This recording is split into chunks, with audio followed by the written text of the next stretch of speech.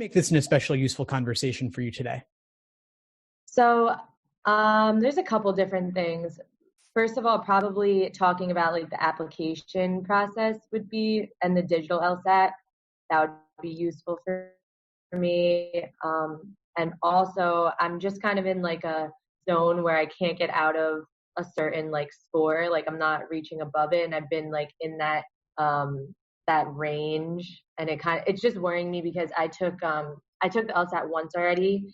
So when I was studying for it the first time, I was getting like in the like 159 to 165 range.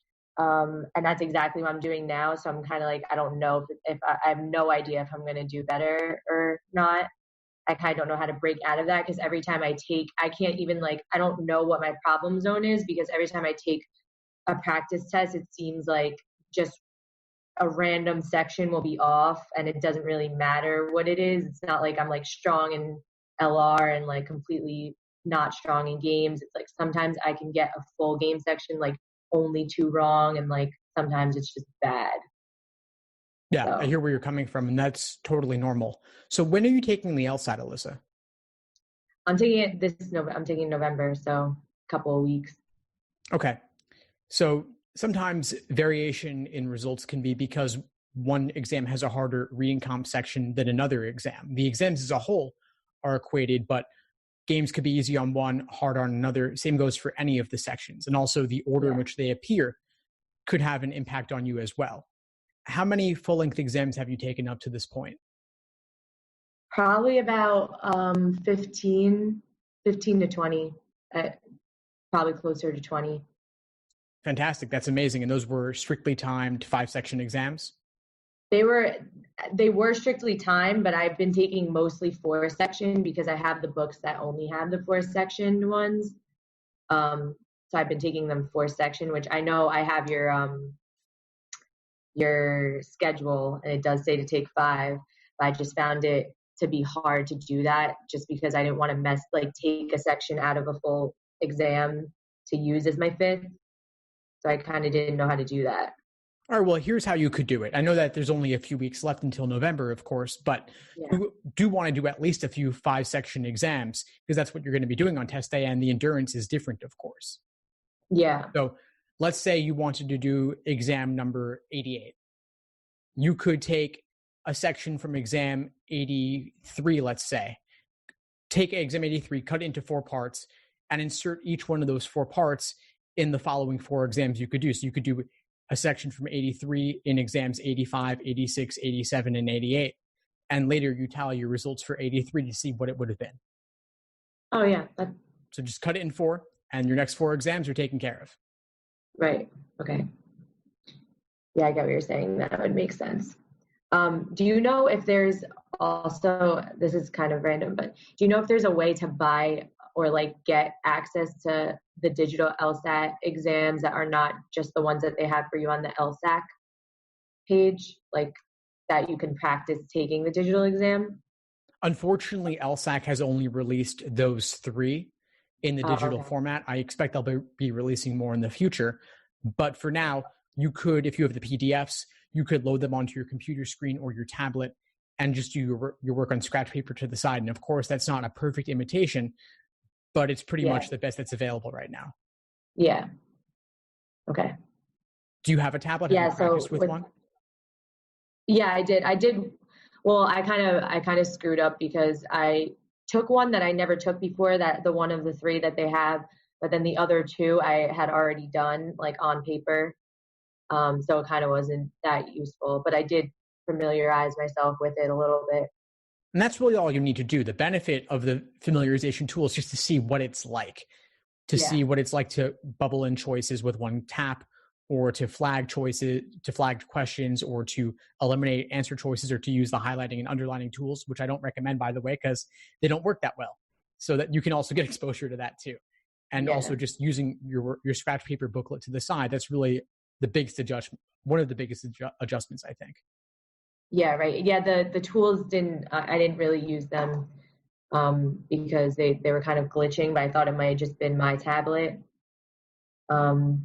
No, it's not. It's all the tablets pretty much. And so expect that when you walk in as well, that the stylus might not work properly. The tools might not work properly on the tablet. There could be tech issues potentially that delay things a little bit. And I wouldn't expect that. And I think it'll get better with time. I think that November will be better than October and so on. But be prepared that things might not go smoothly and just be ready for that. So you're not totally taken by surprise and thrown off. Right. So also, do you have any suggestions for like just in general timing? Like I've been, because timing is obviously that's like one of the hardest obstacles in the LSAT, and I've been trying to do different techniques like with reading. I haven't been really underlining much. Or like writing on anything. I just read the passage like closely, but trying to like go a little like basically just like not trying to get as much detail as I would with reading. And then also with LR, I'm just like stuck between trying to get like sticking on. I don't know when to move on from a question basically. And sometimes I'll have like a full 5 questions left, which is obviously not ideal. Yeah. And so getting bogged down is a real issue that students face. And it just requires a certain degree of like self-control and focus to recognize when it's happening so that you can let go of that question. Everything is worth the same, although not all questions are of equal difficulty. So it's worth recognizing when after a couple of minutes, if you're not making any headway, make this one of the questions that you flag, skip, and hope to come back to later. Personally, I'll flag 3 to 4 questions in a single logical reasoning section because I just don't want to deal with them in the moment. And I trust there may be other questions later in the section that could be a little bit easier for me. So a parallel question or principal application, which are often more time consuming, those are good candidates to skip. Yeah. I definitely need to practice that while I'm doing it, because I know that that's what I need to do. But sometimes I'm just like, no, I need to get this. Like something just hasn't stuck out to me yet. And then I just sinks my time completely. Yeah. So make those a few of the questions that you flag and recognize that they're going to happen so that you can deal with it. Yeah. And for reading comp, like, is there anything that I could do there that you found helps you with that?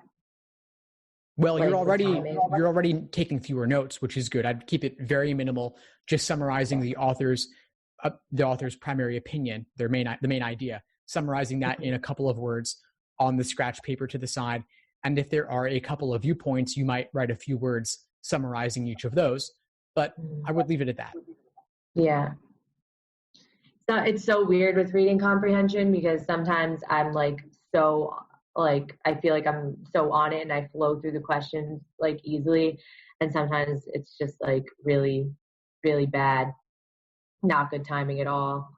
And I just like can't get my focus to match the question. But I guess that's like always going to happen. Yeah, it's normal, but there are a couple of things you can do. One of them would be to try and caricature or exaggerate the different viewpoints in the passage to make them a little more interesting maybe, and also a little bit simpler.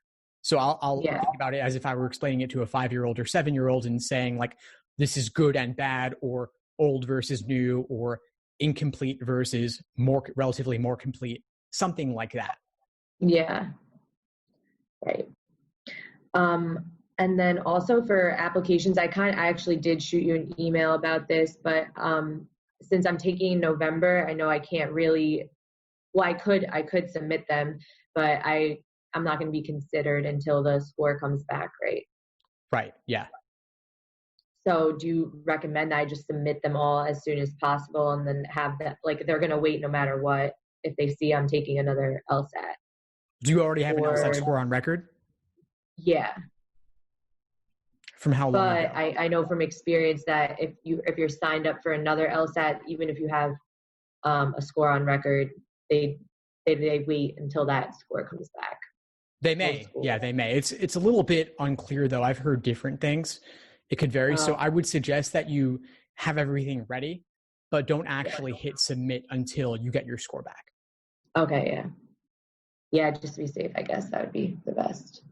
Just because, admission offices, they're handling hundreds or thousands of applications, of course, and they could accidentally consider it too early with your previous score, not with the newer and presumably higher score. Yeah, right. I hope higher. Yeah. We'll see. I've heard that there's like a technique that you can like choose which one that you want to do basically on like what's the easiest. Do you think that that's something that students should consider, like looking through the easiest one that you can get through, or the one with the most questions? I would generally recommend simply doing them in the order given. It's not always easy to tell up front what's going to be an easy game and what's going to be a hard game. And the harder ones usually are later in the section anyway. So I would just, for games and reading comp both, I would typically just do them in the order given. Okay. This just came to my head. So I don't know how much time we have left. Yeah, sure, shoot. Okay. So you sent an email. I've done so much like studying on just trying to get down necessary and sufficient assumptions. I know that that's like a big part of the test, obviously. And just like, I really think this time around I have such a better understanding of them in general, just conditional statements. But for the questions themselves, you sent out an email that you said like a big mistake that people make is they confuse them. And I do understand that necessary is just like, it could be anything that's like completely integral, and then sufficient has to make the argument logically flow. But like, is there like a way that you think of them that really like makes them stick out as different regarding the answer choices? Yeah, so I think of necessary assumption questions as being a very specific kind of must be true question, where they're not really asking for new information. They're asking instead for something that is already implicit in the argument itself, meaning that a person who is committed to the argument would also be committed to all underlying necessary assumptions. So you want to gravitate towards more moderate language for that reason, because it's more likely to be provable based upon the stimulus. Sufficient assumptions, on the other hand, are opening the door to new information. Doesn't matter how extreme those are, as long as they get the job done of guaranteeing the argument. Right. And you tell the difference based on the key verb or phrase in the question stem, that it's either synonymous with necessity or sufficiency. Yeah. I think I got the question stems down pretty good. Just sometimes it is like I have to be like, okay, no, wait, actually that has to be like, it's sufficient. So it has to like bring it together, the entire argument. But yeah, that's really, I mean, we're at 12:20, so I don't know if you have to go, but thank you so much. Of course, Alyssa, it's been my pleasure. What would you say is the biggest insight you got from our call today? I would probably say about the timing, because like I said, that was like my biggest thing. And now I'm really not even gonna try and do the technique of seeing what's easiest, because I have been trying to do that.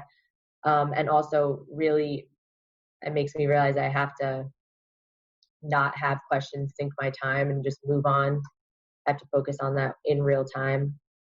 And I'm also going to do the 5-sectioned exam. Perfect. Yeah. Awesome. Well, please keep in touch. Let me know how it goes, but also let me know if you need anything at all in the meantime. I will. Thank you so much. Thanks for tuning into the show. Please subscribe if you haven't done so already to be notified of new episodes as I release them. And feel free to reach out if you need anything at all as you move forward with your prep. I'm happy to help however I can. In the meantime, I'll wish you all the best and take care.